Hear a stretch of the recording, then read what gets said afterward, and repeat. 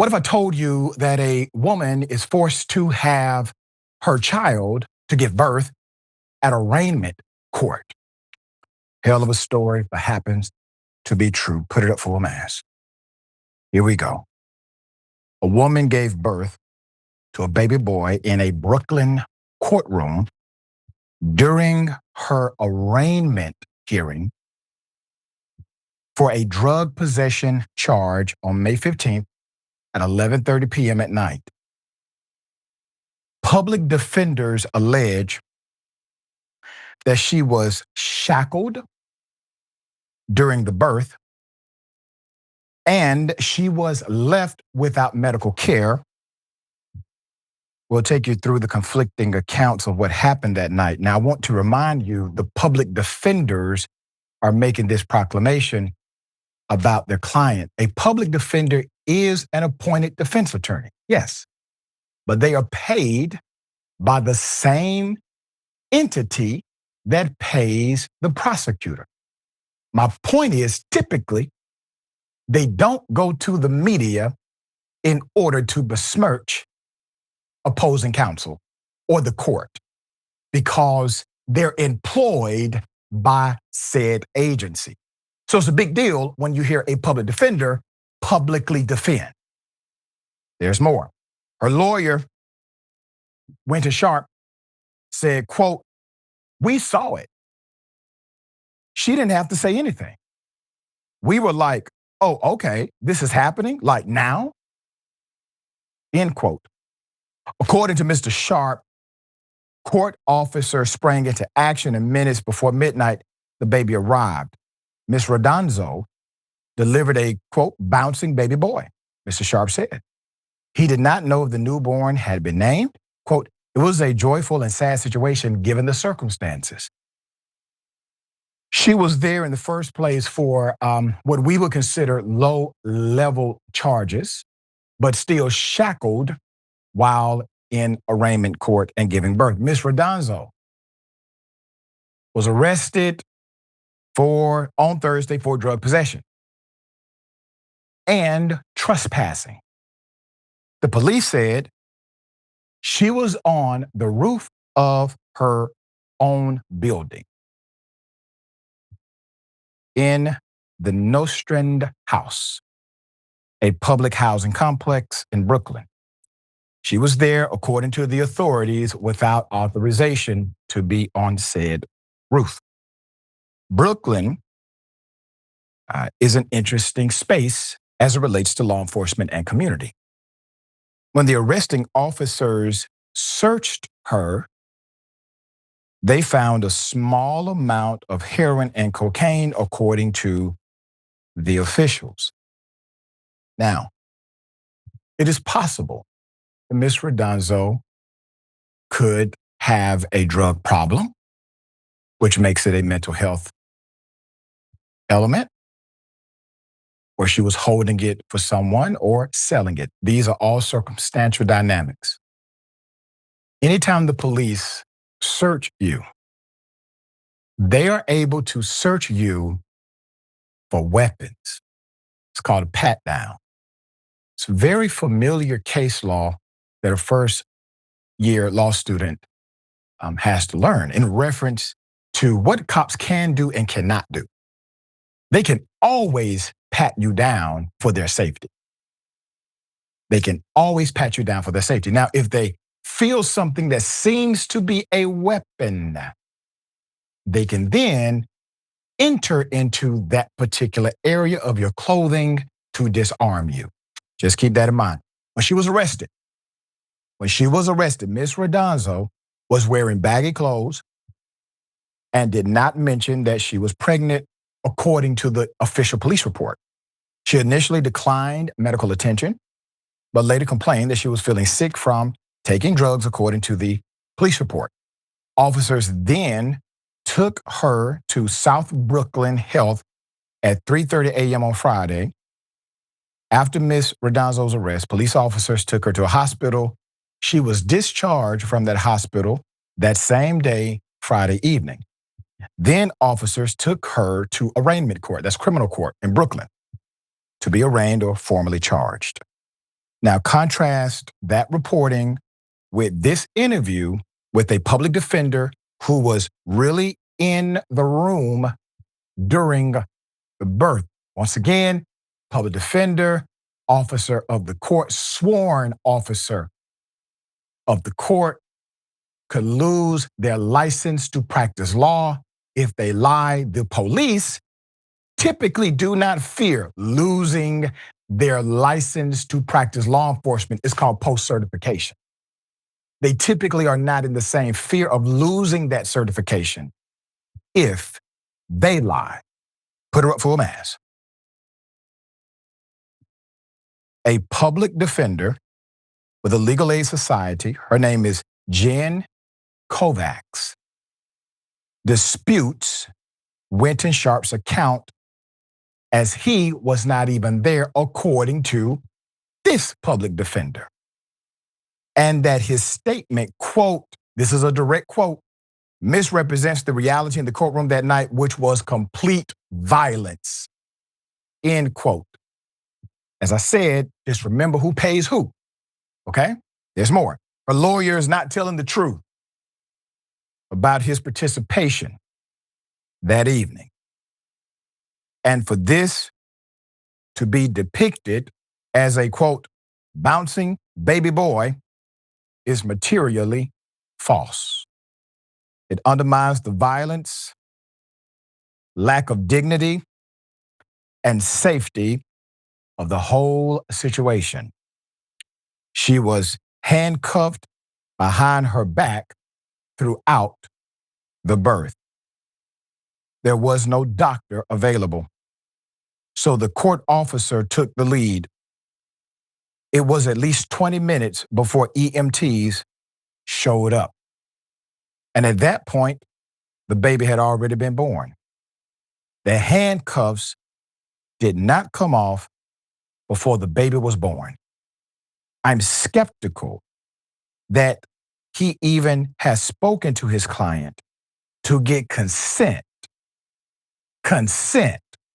to be talking to the press like that. It's been haunting me ever since. This woman had a right to privacy, to dignity, to sterility. Birth is such a violent thing, even in the best of circumstances. For her to have the people participating in her criminal arraignment, the people being the prosecutors.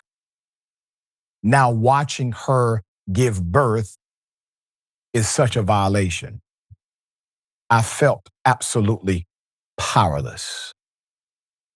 They were asking us for towels, shirts, sweaters, because the system doesn't have things like that to provide to people in custody. The woman has spent over 24 hours in custody and was unable to pick up her infant or remove her own clothing after she gave birth. There's actually more. But the Legal Aid Society public defender makes a compelling and relevant point. A birth is typically not an easy process for a woman. Typically. And to have what seems to be a bunch of men with absolutely no medical training partaking in the moment while she's still handcuffed or shackled behind her back seems inhumane. But there's more. A joint statement from the Legal Aid Society, Brooklyn Defender Services, New York County Defender Services, the Bronx Defenders, and Neighborhood Defender Services of Harlem also alleges that courtroom staff joked during the incident and that legal proceedings and prosecutorial decisions continued while Ms. Randazzo endured an active medical emergency. They did not even suspend normative court practices. And why would you not believe that? If they would not suspend the normative practice of having a woman handcuffed behind her back for a low level drug offense while giving birth in arraignment court, why do you think they would suspend normative courtroom procedures for said birth? The troubling reality is this. At least 3 people have died while waiting for arraignments in this same court building over the last year. They're dead. Advocates have pointed out, quote, earlier this year, hundreds of Brooklynites were detained after arrest for more than 24 hours before seeing a judge, a violation of their rights under the law. The Association of Legal Advocates and Attorneys said in a statement, adding that conditions in the courthouse are, quote, unacceptable. Kovacs, the attorney, added more context. In Brooklyn, arrests for misdemeanor drug offenses went up 88% from 2021 to 2024. Before I give you the rest, this is indicative of a policy change with how the law is enforced. All of a sudden, damn near 90%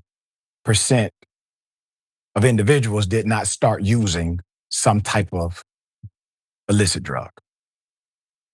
This is an enforcement measure, low-level misdemeanor enforcement measure. It's easy pickings for them. The individuals typically don't have the financial capacity to fight back. Over 90% of all criminal defendants in Brooklyn will require a public defender. Why? Because of their income. That's why. According to a report put out by John Jay, so many of the cases that I've seen in my last 5 years of practice did not have to involve arrest and taking somebody into custody. They could have been resolved with a desk appearance ticket. I'm talking about fare evasion, trespassing, obstruction of governmental administration, petite larceny. Not petty, petite. Now, there's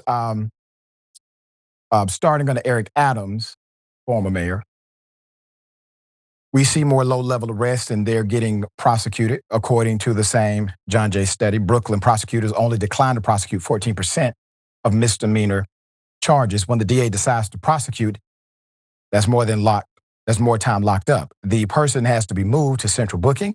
They have to have their iris scanned. It's another 8 hours in detention, waiting to get in front of a judge. There's another potential point of intervention. The judge can just dismiss the case outright, but the judges don't want to lose their job. You see, if they dismiss the case and then something goes wrong, a lot of the judges in arraignments are new judges. They're not there to try to solve the underlying structural problems that brought everyone into their courtroom. In the courtroom, the job is to move the bodies quickly. So on Monday, at least 150 legal advocates, public defenders, and local lawmakers protested in front of Brooklyn Criminal Court and the Brooklyn DA's office after this incident. You have active, engaged, and compassionate public defenders in that region. I am thankful for every single one of you for speaking up, for setting the record straight, for being willing to counter your colleagues, which means you will not get invited to the mayor's ball, which means you will not get invited to the judicial campaign banquet. That's what that means. That means you'd rather be invited to the barbecue than the banquet, thankfully. And I want to say thank you. And there's a whole lot of people who agree with you. Now, here's the reality. Public defenders are underfunded, overworked. Their caseload is outrageous. And there's no incentive typically for them to remain at that job for a long period of time without proper structure and leadership. There's a book written by Mr. John Rappin called Gideon's Promise. John Rapping is a prolific law professor. He was the law professor at my law school. He wrote the book Gideon's Promise, where he trains public defenders across America on how to obtain additional resources. His nonprofit will directly contribute and support. I've had the great pleasure of being the host of their fundraiser for multiple years in a row, and also a guest. Gideon's Promise is so prolific in how they train public defenders that part of my story is connected to a public defender because of enhanced services from that nonprofit. When I was a 17-year-old young man, being a knucklehead and making immature decisions, I was a juvenile being prosecuted as an adult. I was facing 20 years in prison. A public defender named Gail Bacon advocated for me, defended me, and I was able to get something called the First Offenders Act and 5 years probation.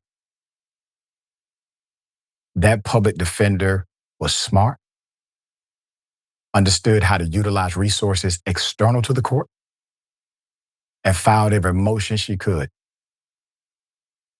Years later, I find out she was trained by Gideon's Promise, an organization to train public defenders. If we talk about criminal justice reform, we cannot talk about criminal justice reform without talking about public defenders, because public defenders touch the people every day that we're advocating for. All right, Senator, it's insane that they had this woman handcuffed and normative court procedures going on while giving birth to a human being. Indeed, Doc, and thanks for sharing your story in that book, Gideon's Promise. I'm going to have to put that on my list to get. But yeah, the whole system needs to be reformed. As you were talking and, laying this out, I was thinking cruel and unusual punishment. This is poverty is a crime. The system is already predisposed to treat people who come from or who have a certain socioeconomic status a certain way. And that way usually is a presumption of they did something wrong. It is a presumption of guilt or a presumption of that something is wrong with them. It's just automatic.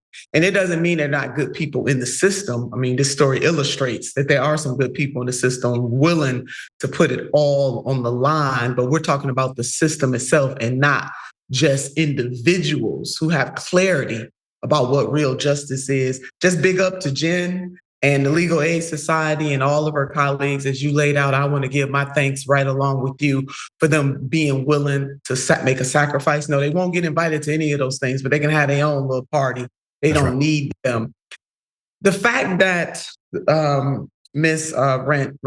Randazzo did not, because it seems there may be some truth to the police report in that she felt sick, and I hope that they did take her to the hospital and all of that, and that she did not disclose that she was pregnant. I'm not so sure that would have made a difference or not, but let's just argue that all of what they said is true.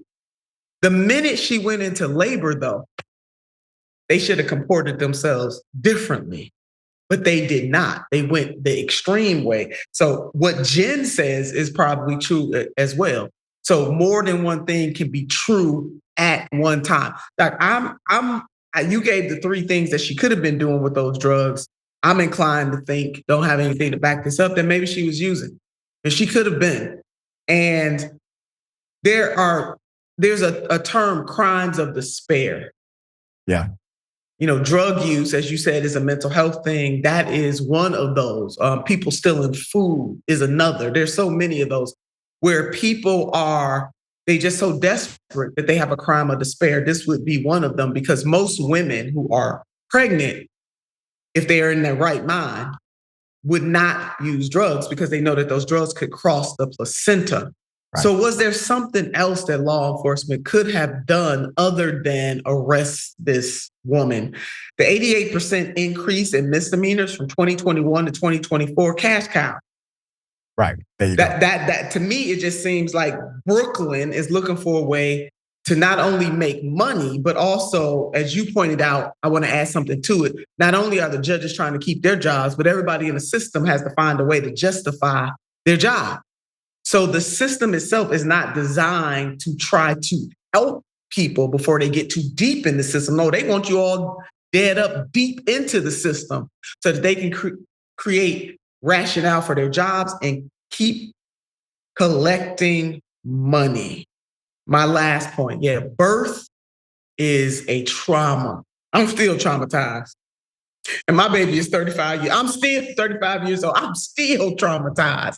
And we know what the stats say about Black women and the maternal death rates among Black women higher than that of other women in third world countries. It is still a sin and a shame. And my grandmother used to say, giving birth is like death walking around your bed about 10 times. Or maybe she said a 20. She couldn't even said 100, but it's intense. And so I love how Attorney Jen laid out that even under the best circumstances, the type of trauma and emotional impacts that just giving birth has just in general. And then when you overlay this with the fact that they didn't even treat this woman with the dignity that she deserved, there needs to be a full investigation. In fact, I got this in my notes, full investigation. And whichever entity, whether it's the local, I don't know if it's local funding for this court or regional funding for this court or state funding. It seems like a local court. Wherever they're getting their funding from, those are the people who should investigate. So if it's local funding, then Mayor Madami, we looking at you, sir. We looking at you. Because courts are funded and that funding comes through the city councils. At least in the city of Cleveland, we have local regional courts. We have a county court and we have local courts as well. So full investigation.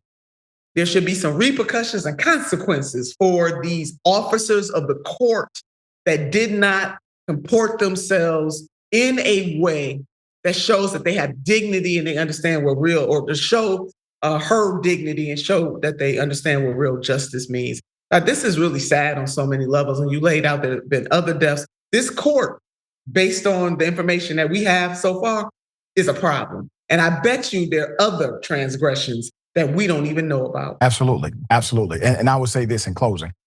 I know people are going to talk about, well, she's using drugs and pregnant. Well, let's say that's true. Let's say that's true. That means she needs help. This system has not provided that. This system is not set up to provide it, nor do they seem to care about providing a remedy, but they do care about providing a punitive penalty in order to get money. And as long as they can get that, then the cycle remains. So she needs help if that's the case, and we should have an apparatus to assist her and her child to create remedy. Number two, I believe the police are lying, and here's why. What cop takes somebody to the hospital for a misdemeanor use of drugs, and you tell that cop you feel sick, and the cop says, oh, I gotta take you to the hospital? We have never seen the police take a suspect to the hospital for complaining about being high. That has never happened, and I don't believe it happened this time. But rest assured, after she came from the hospital, they definitely knew she was pregnant then and still decided to put her hands behind her back, shackle her, and put her inside of that arraignment court.